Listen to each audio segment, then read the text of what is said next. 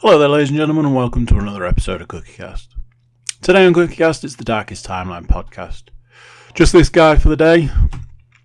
Some of you, that'll be a treat, and others, not so much. But hey, what can you do? We're in it together now, so let's ride this puppy out. There'll be stuff from the week, games, movies, and TV, all rolled into one tasty podcast. So there. If you're not checking us out on YouTube, now's the chance to pause this and jump over to YouTube and check us out. While you're there, do us a little favour and subscribe. It means a lot to us. What can I say? It does. So yeah. Here we go. This is CookieCast, the Darkest Timeline podcast.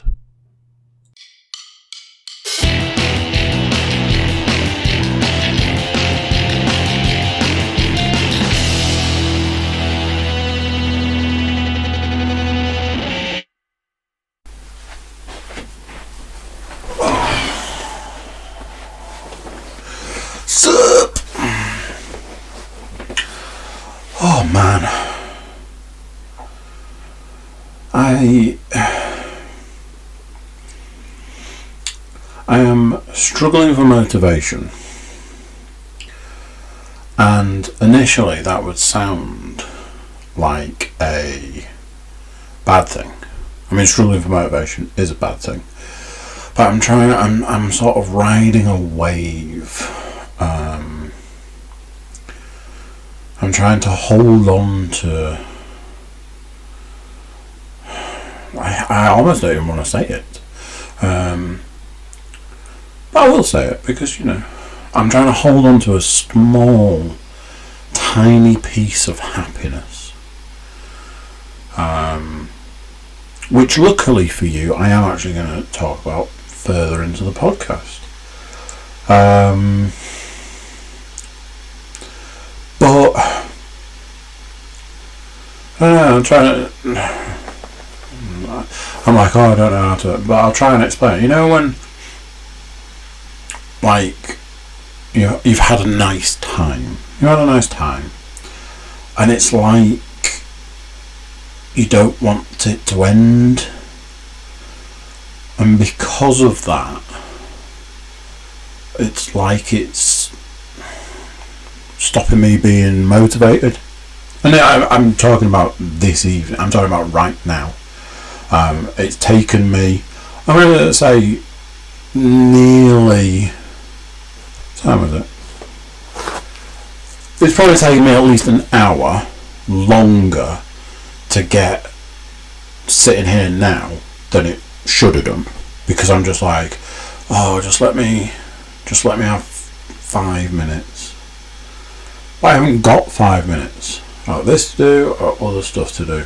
So, TikTok, time waits for no man. Certainly not this man. Couple of things on the old list, and then we're straight into the good stuff. And boy, have I got a list for you. Gee-bus.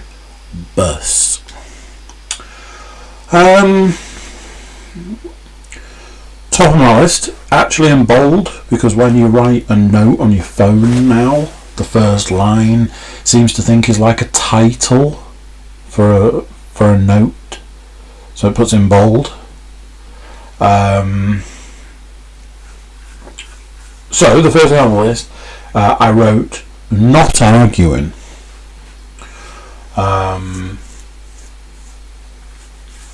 So we've spoken about it. We've talked about it fairly recently.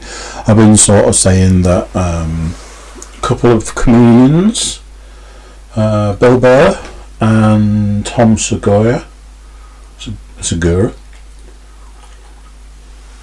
have been speaking to me personally, through the airwaves of stand-up specials and podcasts.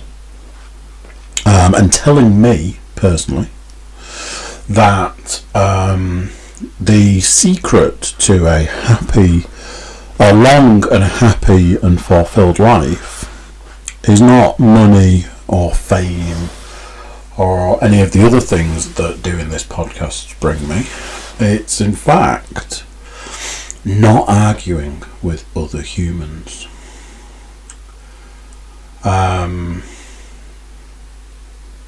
It's not easy. My instinct, my go-to move in it's certain situations, and it's certainly certain people, is immediately. There is no time passes at all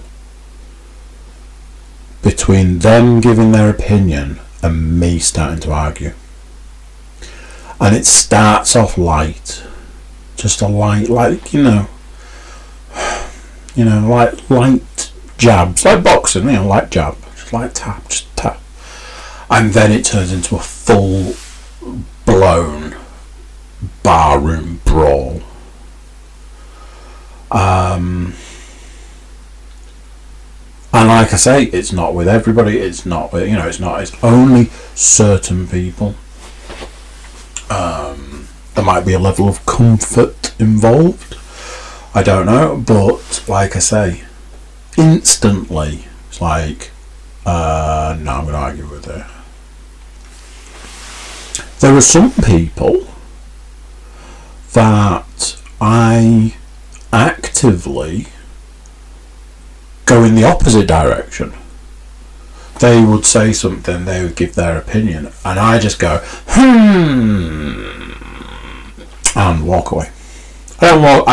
Figuratively, I walk away from the conversation. I found myself in a couple of conversations quite recently where it was a situation of me going, I don't want any part of this conversation. And I just like, no, I'm good, thanks. All I was on about is arguing.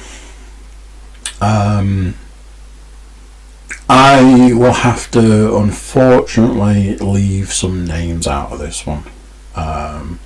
Not only is one of the people in question a podcast alum, they are one of the one of the millions of people that actually listen to the podcast. So I'm going to have to leave some names out. But a friend of mine is... it's like our roles in each other's lives is just to argue, and I'm desperately trying to keep a handle on it, but it's difficult. And there are times I catch myself being like, no, you've said too much. Just say, yeah, you're right. And the number of times I type something, or I suppose it's still text, still typing, I guess. Type something out and then I delete it, and then I type something else and then I delete it, and then I type something else and then I delete that, and then I go, yep, or or something that's just, I am not gonna get into this with you because it's not worth it.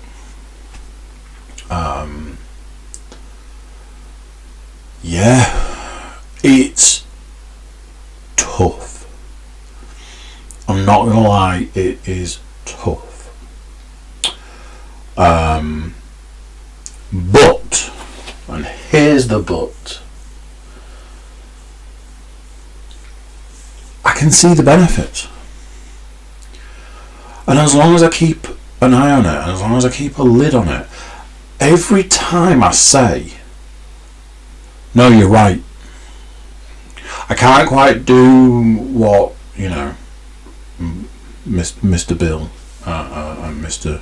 Segura, I can't quite do what they do, because what they're saying is that they immediately change their opinion to the other person's opinion so that they don't have to have the argument or the conversation. I can't quite go that way, but I am getting quite good at just agreeing.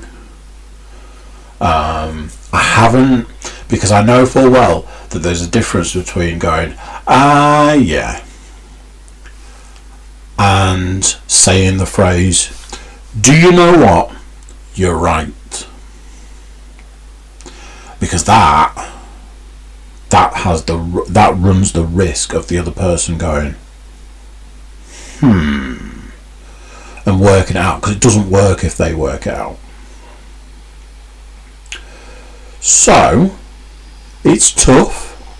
It's something that I'm trying to keep an eye on, something I'm trying to keep a lid on, keep track of.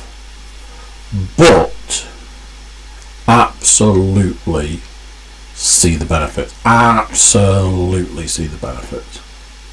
So gonna keep an eye on it. Unfortunately, I have realised that this is only one area where it's not exactly the same, but I've realised that another area of my life is, my instinct is to go to I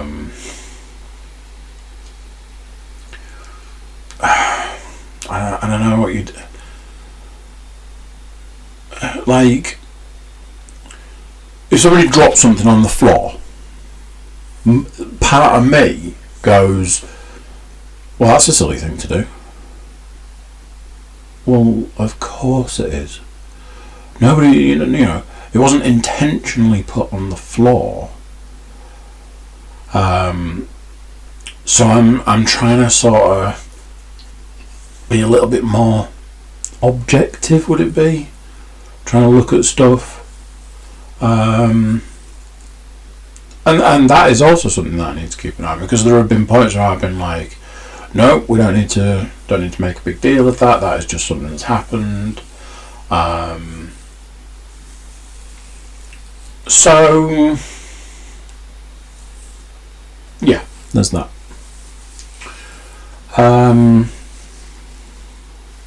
Well, two other things to talk about. One I didn't write down on my list because I wasn't 100% sure whether I was going to speak about it. And I got something else to talk about, but I don't know which order to do them in. One's quite an upsetting thing. To be fair, the other's quite upsetting. I've had a rough week. Not everything in the Cook household has been amazing this week. There's been some stuff to work through, and it's taken quite a while to do that. I'm pretty sure it's taken nearly a week.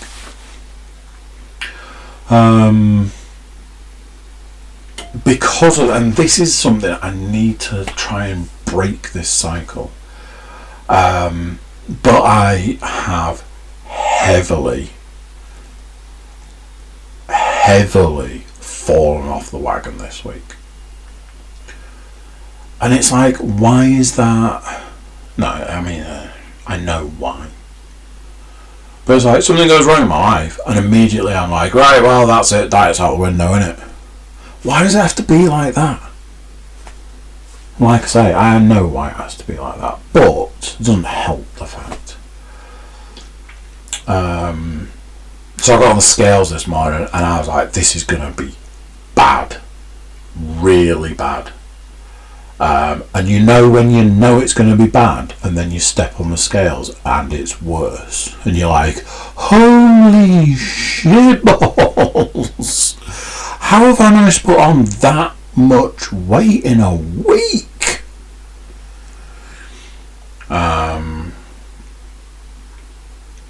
Yeah, and that was this morning. I weighed myself this morning.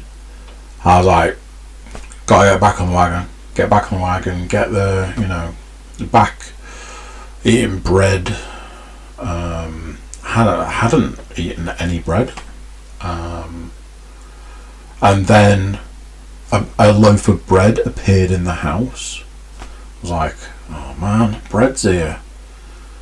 My old friend, when bread's here, we got to do stuff. We got to mix it up. We got to have a sandwich.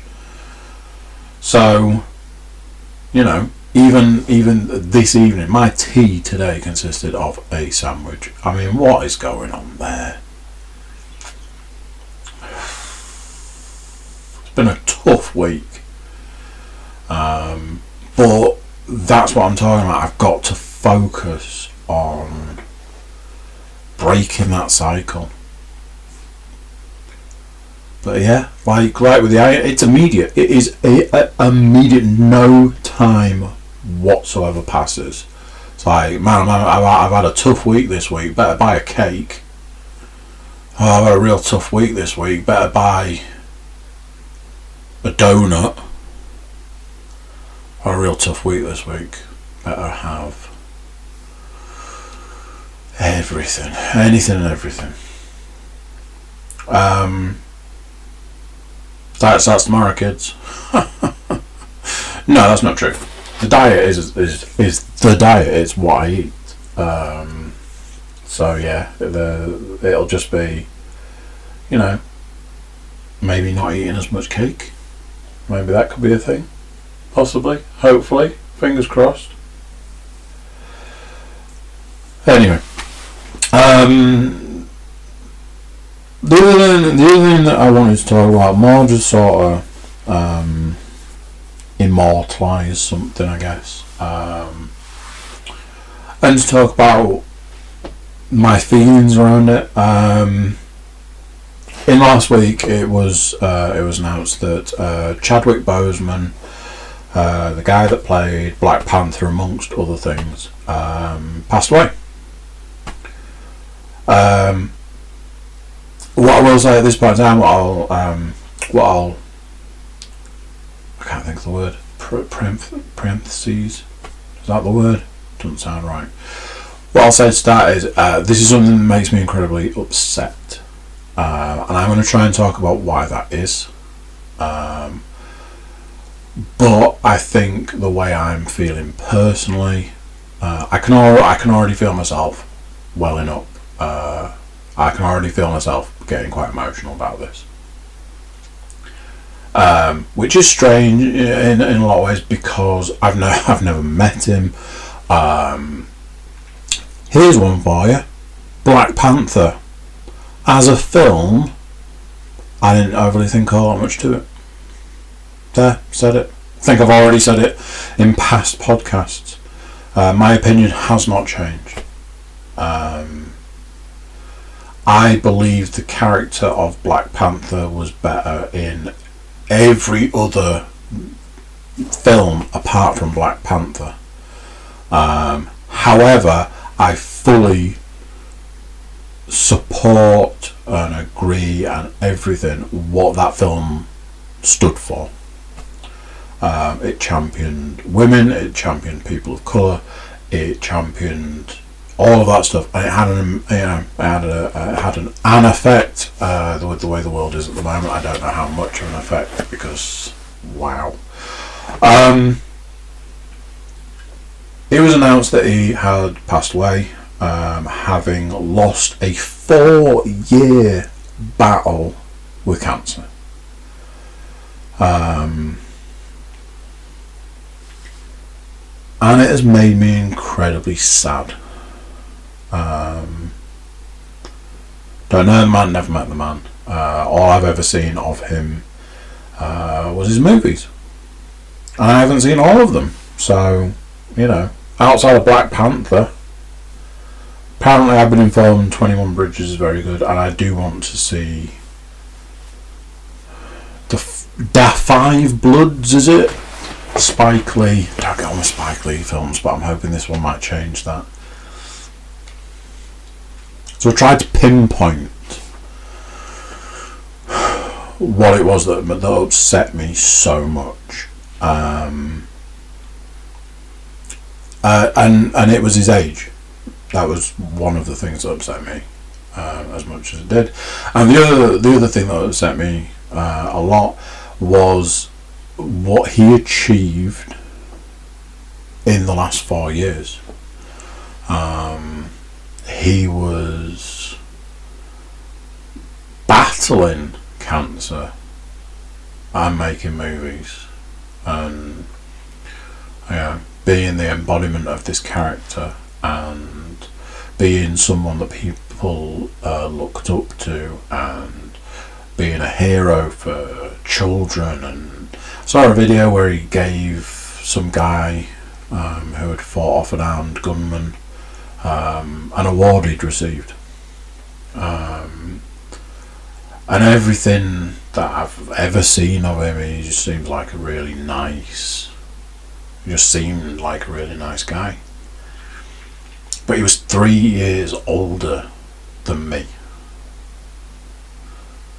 3 years older than me. And that's it. That's his life has ended.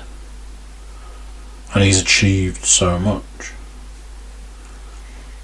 And I look at me, especially after what I've just said about the last week, and I'm like, what have I really achieved with this life that I seem to be quite content with pissing up a wall? So the two things kind of collided, and I just couldn't shake it. Like I say, now I feel emotional talking about it now.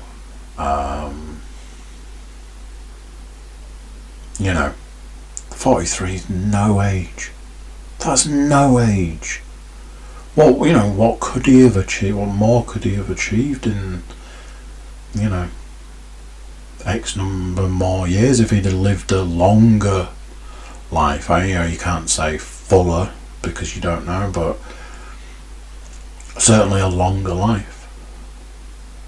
What did he achieve in the time that he was suffering and fighting through this battle? And then there's me going, oh, just another slice of cake, yeah. In some way, it's come at a terrible time for me personally, and that's, I'm not looking at this from a personal perspective, but at the same time, possibly it's come at a good time.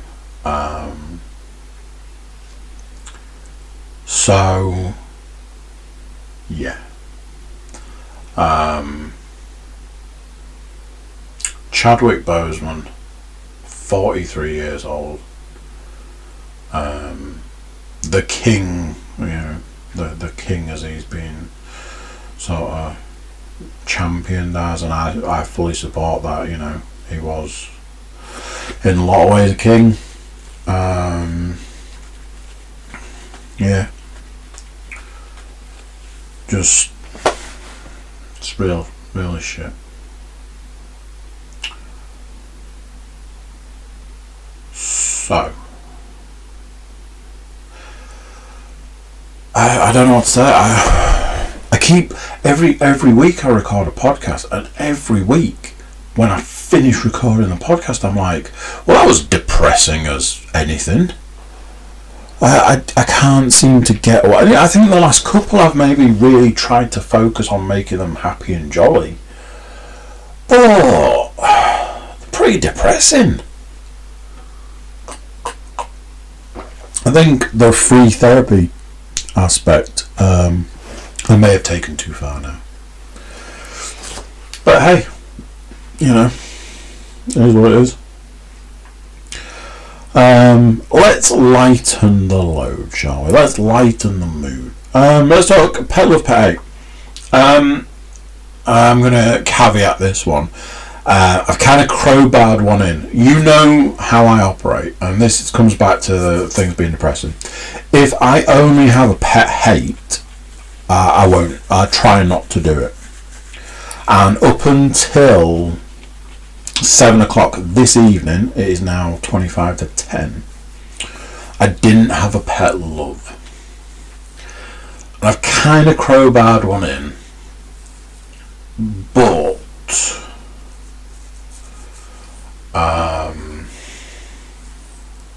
it is what it is, and we'll talk about it.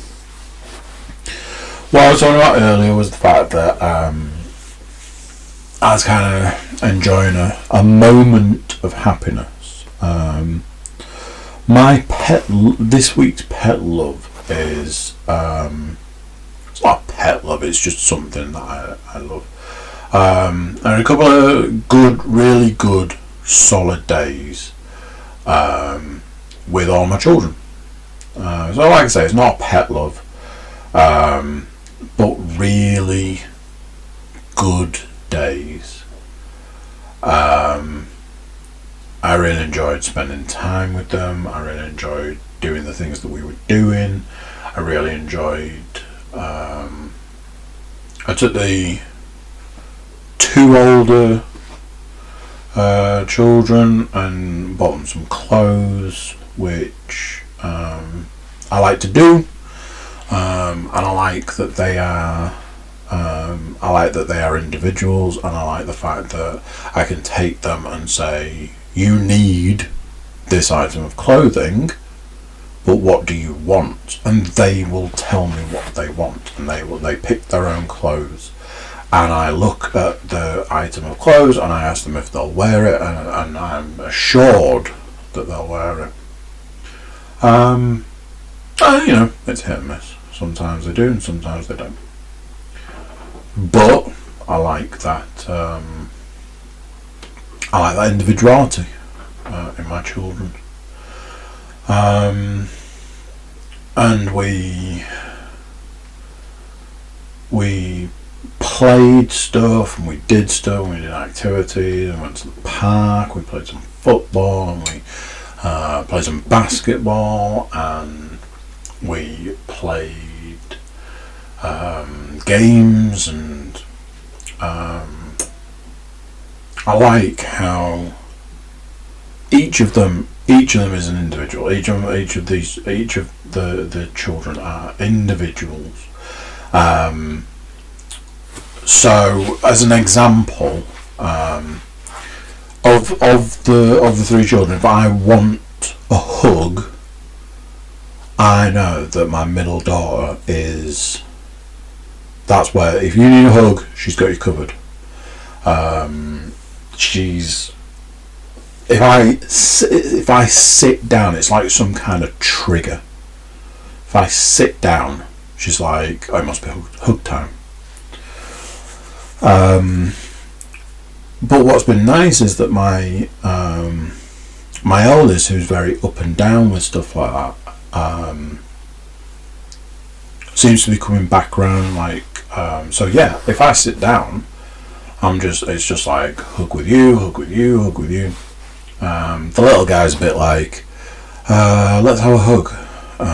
Actually, no, I don't like you. Go away. There's a little bit like that sometimes.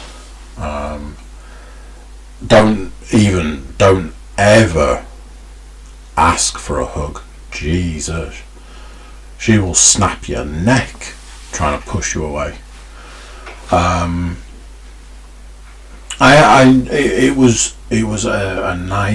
It's been a nice couple of days. And yeah, like I say, I've just been sat, just sort of riding that wave. And there's that part of me that's essentially just waiting for the bad thing to happen. Because something, good happened, something nice happened. Nice to have that time, nice to spend that time. So now I'm just sitting and waiting for the bad thing. Which, that's an amazing way to live, isn't it? But hey, it is what it is.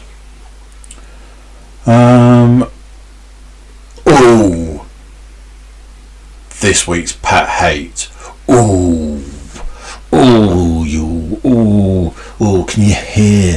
Can you hear the level of anger? Oh, you motherfucker. So, the way games work these days is you put a disc in a console, for if you're a console gamer. Put a disc in and it reads the disc and it goes, the game is this big, I've got this much space. It will either fit or it won't. In my case, 90% of the time it won't fit, and I have to then sit and dick about deleting a load of freaking games just to fit the game I want to play on the freaking PlayStation. Or on a very rare occasion, Xbox. So you got that. Then it will also, once it actually says, right, I'm now going to install from the disc, then it tells you, oh, I've got to download an update. Right, okay. So sometimes the disc installs can be quick, sometimes they take a little bit longer, but the I've got to download an update and install that as well can vary from, 30 seconds to 9 hours. That is not a joke either. I've been having small internet issues, so updates haven't been downloading super fast as they're supposed to. None of this is the pet hate of which we speak. The pet hate of which we speak is in fact when you've been through all of that bullshit. So you've been through the delete the games to make the space for the game, and the disc does its install, and the update downloads, and the update installs, and you go, right, I am finally ready to play this game. And you press the button to make the game go, and it does the first screen, like a loading screen, and maybe another one, and then it says game installing. I'm sorry, what? What's this game installing horseshit? Because we've already been through all of this. You did, I cleared enough space, then you installed the disc, then you downloaded the update, then you installed the update. We are good to go. What is this? And it's never game's installed. No. If a game ever says that it's installing, yeah, strap yourself in, kids. You've got a hell of a weight on your hands. Infuriating. Should not be a thing. Game update shouldn't be a thing. Games should be complete works of art. But it is not the case. So that's this week's Pet Love Pet Hate. Well, let's talk some stuff. I've got a lot to talk about, so I probably should start getting on and rattling through it. Rust Valley Restorers Series 3. Finished it, mate. Finished it. I was going to say same as always, but it wasn't. I was very surprised to see another series so soon. I do wonder how and whether this series was affected by the virus, and I do wonder if this series was maybe cobbled together from stuff from the cutting room floor. What I mean is when you've got like at least a couple of episodes dedicated to this lady that works at the garage wants to fix her truck up, and this lady who works in the office at the garage wants to fix her car up. It's like, do we have any paying customers on this one? I think I previously spoke about the Destruction Derby episodes. I hate those episodes. It's not why we're here. We're here to watch a restoration TV show. Take the lump of shit, polish it, stick a big engine in it, job done. That's what we're here for. And it should do what it says on the tin, but it doesn't. Every series so far, there's been 3. Every series so far has had the Destruction Derby episode, and I'm like, I don't care. Take a lump of shit, turn it into a bigger lump of shit and go and crash it into a load of other lumps of shit. Woo! Great. Yeah, I got to admit that Series 3, not the strongest of the 3 series, but as I was saying, surprised that it came out. Did wonder if it was virus affected in some way that I couldn't quite put my finger on. However, still an enjoyable watch all in all. Still a series that if they released a 4th series tomorrow, I'd watch it all, I'd binge it. So there's that. As far as TV is concerned, I can tell you how many episodes of Bing I've watched this week if you like. That's because I haven't drunk this cup of coffee at 10 o'clock at night, which I'm going to do now. Yawning down the microphone, kids. Yeah, I'm going to struggle getting to sleep. TV. I finished Series 1 and started Series 2 of What We Do in the Shadows. Series 2 does seem to have kicked it up a notch, and it was already fantastic. I honestly think that it's potentially, well, for me it's probably the best thing on TV, because I don't watch a lot of TV. But it's how long has it been the best thing on TV sort of thing.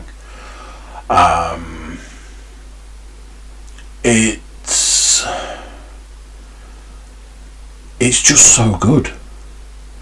Started Series 2. There's an episode in Series 2 called Colin's Promotion,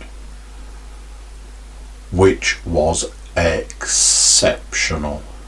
Colin, the energy vampire, is put in a position, well, he gets a promotion at work, which puts him into a position where he has the ability to drain even more people, and just becomes more and more and more powerful. Such a good episode. Really good episode.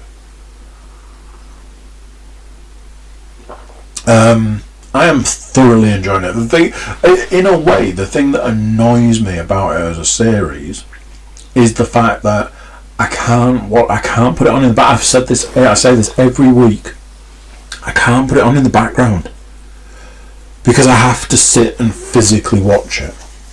So I can't put it on while I'm doing something else. So I can't watch it as much as I'd like to, because I feel like I can't dedicate the time that it needs, that it deserves, ladies and gentlemen. I've watched a shit ton of movies.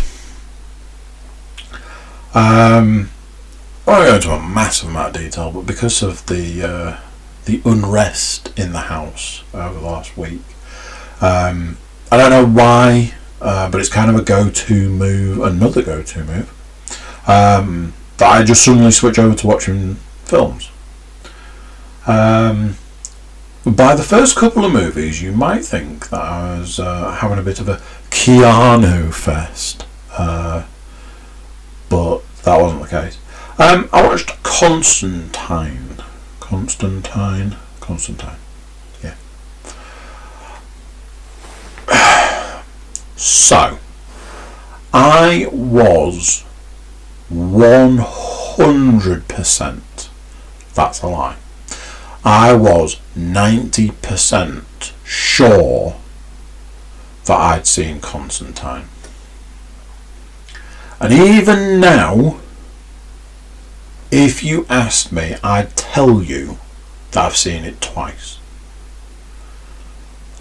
However, I watched it and I got so far through it and I went, maybe I haven't ever seen this, because I didn't remember any of it, apart from possibly the end. But this could be Dad Brain. Dad Brain has decided to give up everything that isn't of any use. Lines from films, lines from TV series, song lyrics, song names. Couldn't tell you the name of a song now to save my life. Anything that doesn't involve me being a dad, my brain's like, don't need it, get rid of it. So it's possible that the knowledge of that film was gone in the Whichever Child purge. The Great Purge of 2000 and something. So the jury is out on whether I have actually ever seen it before. But I have seen it now. And a couple of things. One, Shia LaBeouf's in it, which came as a shock to me, which would put weight behind the theory that I've never seen it. But he is a child in that film. But it's weird. It's like he's a child playing an adult. It's a very... I couldn't really get a handle on what the character was supposed to be. Whether he was just supposed to be young, but without looking it up, I'm going to go out on a limb and say that Constantine was before Transformers. So there's a part, because he's driving a car in Constantine. He's supposed to be a child in Transformers. Don't know. Had a couple of other people in, Tilda Swinton, and the guy that I can't remember the name of, but if I say to you, he's always the Russian guy, there's a high chance you'll know who I mean. They were in it. It was okay. The reason that I decided to watch it is because Constantine's popped up quite a bit, being a DC character, popped up quite a bit recently, because I've watched a few DC animated movies. He's been a character in it. You could almost say that he was the main character in that one I watched recently, that Apocalypse War. You could argue he was the main character in that. And he's in DC Universe. He has his own collection of missions to do. So when I saw that it was available to watch on Prime got a real good selection of movies. I never realised, which is weird because, you know, obviously they have to have something on there. I just never would think to sit down and go through them, which I have done recently. It was perfectly fine. Maybe a little dated. The woman, the female, I don't know what you... Suppose, you know, like a love interest where there's no love to speak of. She wasn't brilliant in it. She wasn't very good. So from Constantine to another Keanu Reeves movie. I've been hankering, and this is where things get tricky, I've been hankering for watching John Wick.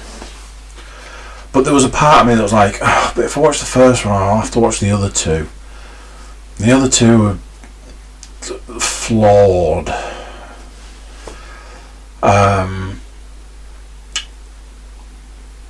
But you shouldn't let that stop you watching John Wick. It was there, tucked away on Prime. I was like, do you know what? I'm going to watch John Wick. Do you know something? What I've realised is John Wick could be possibly put into the category of perfect film. Now let me explain. A perfect film doesn't have to be the best film ever made. A perfect film doesn't have to be your favourite film. Perfect film is a film that you watch and you go, yeah, there is nothing I would do differently.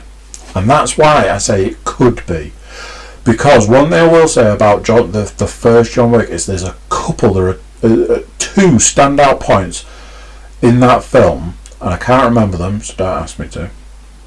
But I made a mental note that there were two standout points in that film where the editing is quite off. You do go, oh, what happened there then? And that happened twice.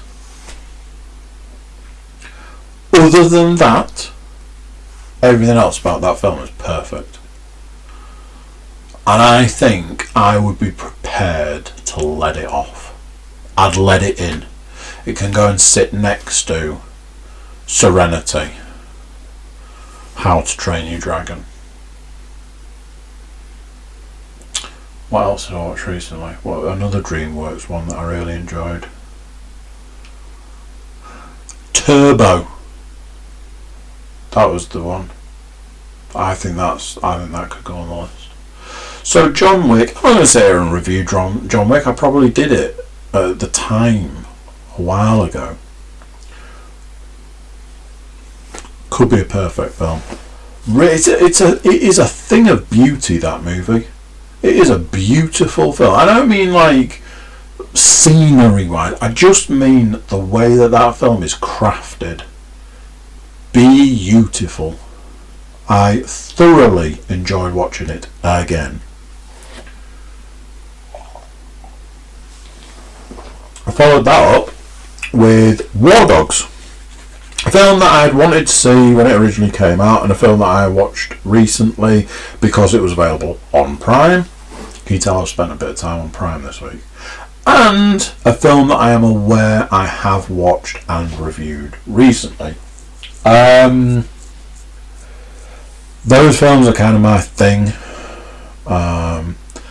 Film that I thoroughly enjoy. Lord of War. And let's face it, War Dogs is Lord of War. They are identical. Oh, that other one, American Made, had Tom Cruise in, so not the best. Any of those films, somebody, selling guns, running guns, smuggling guns, all of that sort of stuff. Rise and fall, all of that sort of stuff. The rise and the fall and the rise again sometimes, that sort of stuff. Boogie Nights, Rise, Fall and Rise. Another film that I sat and I enjoyed, having seen it before, sat down, watched it again, and I enjoyed it. It was a good film. You might notice that the ones I've seen before and have probably reviewed before are the ones I'm not dwelling too much on. Speaking of films I've seen before, I watched, and speaking of a TV show I'm watching at the moment, I watched What We Do in the Shadows, the movie. I'm going to make a small confession.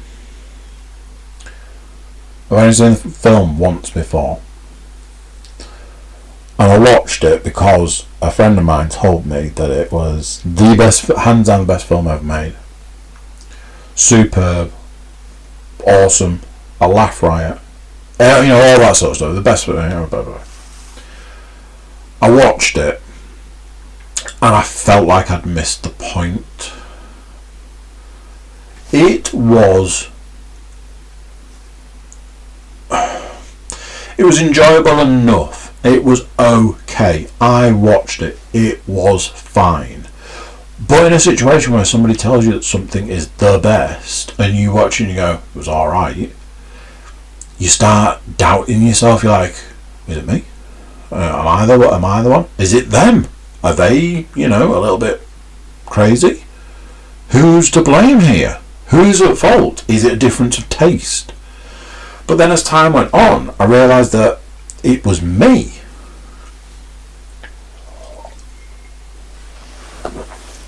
Because everybody loved it. So much so it got a TV show. And I really enjoyed the TV show. So I'm like, it's available to watch on Prime. Maybe I should take this opportunity to watch the film again. with different eyes. I've been watching the TV series, enjoying the TV series. Maybe that'll make a difference of opinion. And you know something? It really did. I watched it this time round, and I really enjoyed that film. I've been quoting it quite a lot. Nick, do you like spaghetti? It was very good, very enjoyable, a lot of fun. Yeah, just a lot of fun. Sorry, jeez. I've watched another film, and I've watched half a film, so I can't review half a film, although it is a film I've seen many times before. So I don't think you'll get a review out of me for that one. I watched Knives Out. Again, film that I really wanted to see, largely because it had amazing reviews when it came out. I had it in my Amazon basket to buy for donkeys. But I'm trying not to buy movies, so I'll try and find a different way to watch them. You know, if I can rent them, you guys know that I got into renting stuff for a while. And I try and do absolutely everything I can to not buy films just willy-nilly. Next thing, lo and behold, it's on Prime. It's on Prime. It's on Prime. A little while later, it's like, right, let's watch Knives Out. Watch Knives Out. Firstly, let me get this out on Front Street. It was good. It was a good film and it was an enjoyable watch. Now let's get down to the nitty-gritty side of it. The nitty-gritty side of it was, it's a whodunit, which is a bit of a dead art form.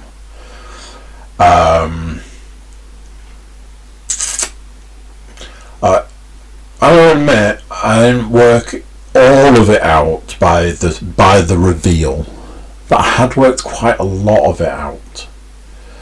I worked something out early on, really early on. I worked something out. Then you get so far and it's like, oh, hang on a minute, because they tell you who did it. So you're like, oh, well, there's obviously going to be more to this, because they tell you who done it. And obviously there was more to it. So you get so far and you go, something is afoot here. So then I worked out who had, how do I put it? I worked out who the murderer was, when in actual fact there was no murderer. I worked out that bit. But I was like, there's still like pieces that aren't fitting together. Then I worked out a few other bits. But I have a feeling that the way that film was made was they'd got so far and they've gone, we've made this really complicated.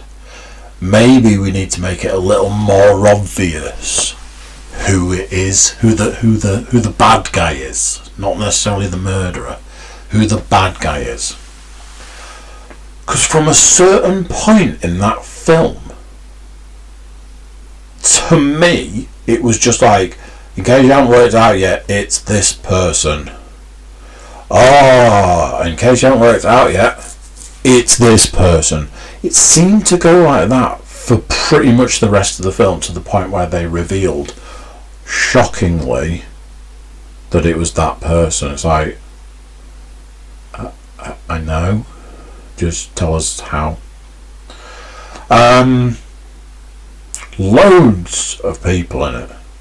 Chris Evans is in it, Jamie Lee Curtis, Don Johnson, a guy who I can't say I know his name, but he's in a lot of stuff. Right, I'm going to have to look it up. Weirdly, and this was the thing that amused me quite early on in the film, I looked at the woman, like the main character, and I was like, Looked her up.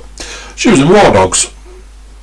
I need to tell you this guy's name because I feel like I'm doing him an injustice because he is in all sorts of stuff.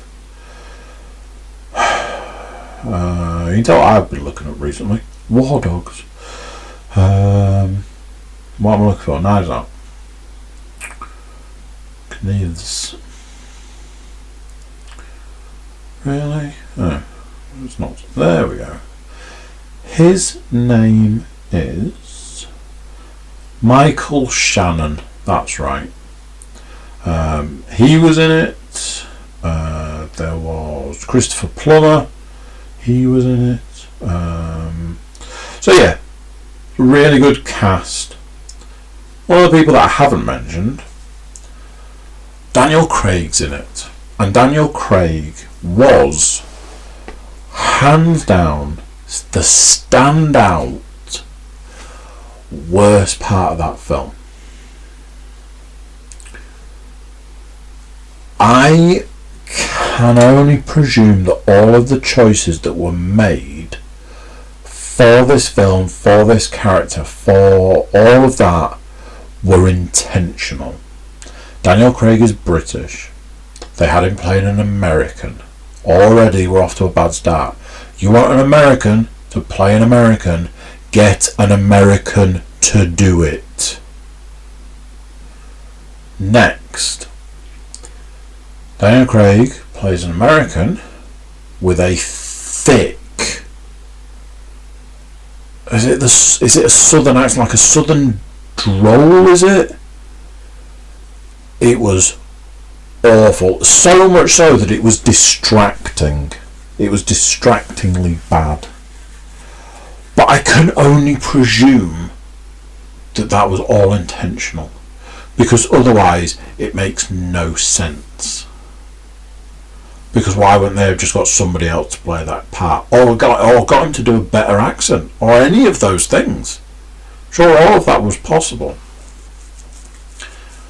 Other than that, good film, enjoyable watch. I enjoyed sitting and watching it. I might have been the only one, but I enjoyed it.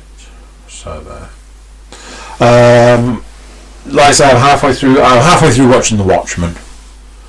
But I've seen The Watchmen loads. I'll have potentially finished it by this time next week, so I don't think you'll get a review of The Watchmen out of me. Boo-hoo. Games. So, it finally happened. The thing we thought might never happen has finally happened, and I finished Ghost of Tsushima.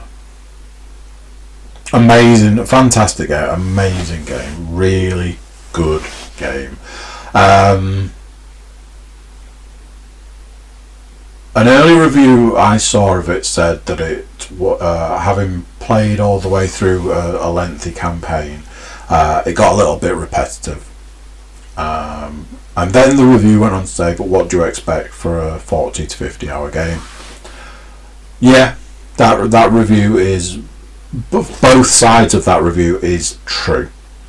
There is an element that it might possibly get a little repetitive, but after you've done anything for 40 to 50 hours, what isn't repetitive?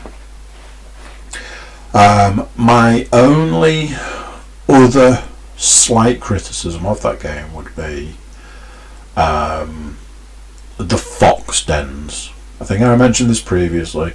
When you travel a certain distance to go to a question mark on the map, and you get there and it's a fox den, it's quite annoying, because ultimately they are a bit of a pointless thing. I'm pretty sure that the charms I got very early on in the game, once I had unlocked all of the slots for charms and had filled all those slots, I don't think I ever changed the charms that were in those slots. So, pointless aspect in a lot of ways. Outside of that, Great story, well acted, well played by all the people involved. Absolutely stunning game, beautiful game. I think I've already said, but I'm going to say it again. Everybody said that The Last of Us Part 2 was going to be the game that I can't think of how to word it. That closed out the generation, and they were wrong. Ghost of Tsushima is the game that closes out this generation. It was beautiful. It was a game that has a photo mode and absolutely deserves one. Some of the imagery in that game is amazing. I thoroughly enjoyed every minute of that game. There wasn't outside of the Fox Den thing, there wasn't a moment of frustration, there wasn't a moment of anger. It was a beautifully well crafted game. And another example of thing that just makes me angry about the games market.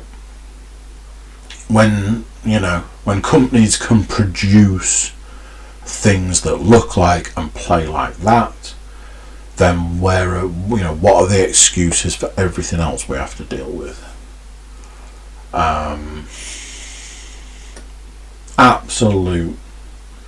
Absolute fantastic, just a world beater game. So that is finished. Something that Luke mentioned, I simultaneously do and don't agree with him on this one. He said, great game, zero replay ability, replay factor. I agree. I do agree. I'm not saying I don't agree. But I don't agree about that with games. I will always go back and replay a game if it's good. And that has a variety of different degrees. Sometimes I'll go back to a game and try and play it again and find I can't. I'm looking at one now, Spider-Man. Really struggled to go back to that game because of things I mentioned. The MJ and the Miles Morales bits of that game are pace killers, absolutely. So yeah, weirdly speaking of going back to games, I installed 2 games. One of the said games is the one that caused my frustration around games saying that they're ready to play when they're not. I installed The Last of Us Part 2 again because I'm very much in the mindset that I will play that game again. I installed it and went back to playing it again. Unfortunately, there's that whole the first 3 hours. I played some of it when I'd finished it because I knew I wanted to get through that. So I have got so far, but yeah, more story than game still at the early parts of that game. The other game,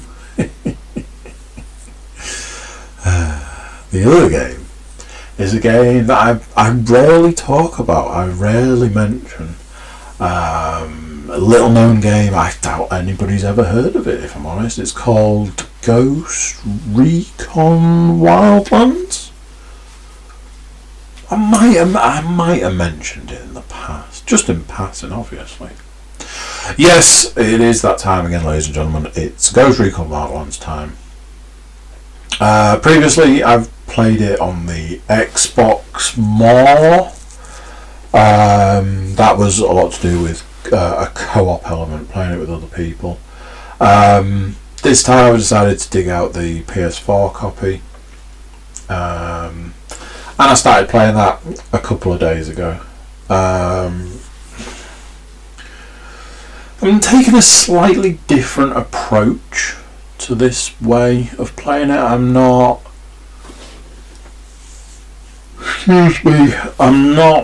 going about picking up every single little piece of everything currently. I don't know how any part of OCD that lives inside me will cope with that, and I have jumped across certain sections of the map to find some really nice weapons. Wanted one of the sniper rifles that'll blow up helicopters with one shot. I got one and I was like, this isn't it. This isn't the one I want.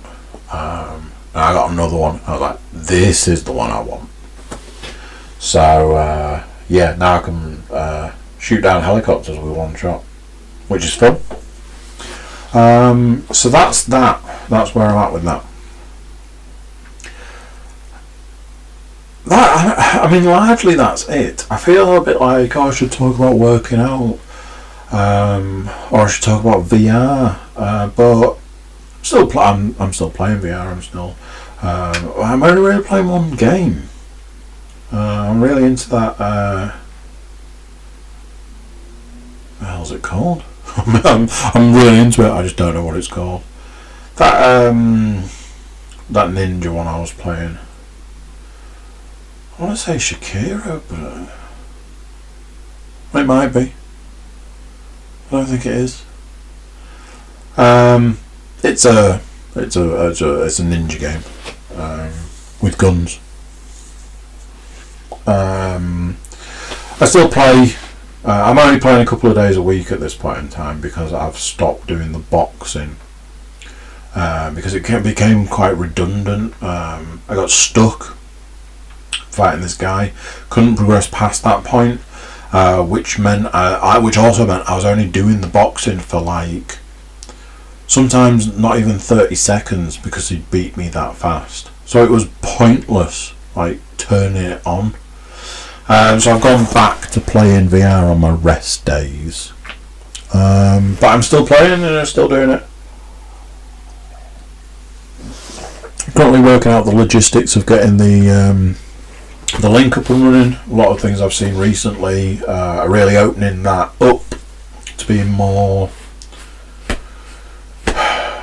Me and the words are not doing well today. More accessible is the word I was looking for.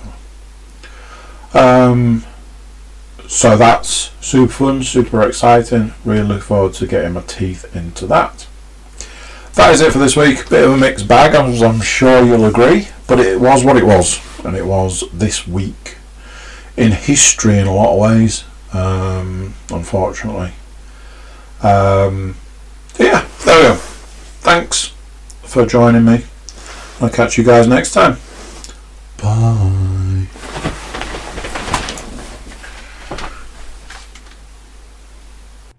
So there you go, what do you think to that? Another one done. Whew. Coming thick and fast now. It's almost like it's routine or something. YouTube subscribers, you are the best people out there because you're supporting the YouTube channel. And obviously anybody that isn't subscribing, well, I think we all know what that means. Everybody jump over to thecookiecast.com, check us out over there. You can send us love of various kinds, and we accept all forms of love. So, you know. So that's it for this one. Till next time, I'm going to say bye, and I'll see you then. Bye-bye.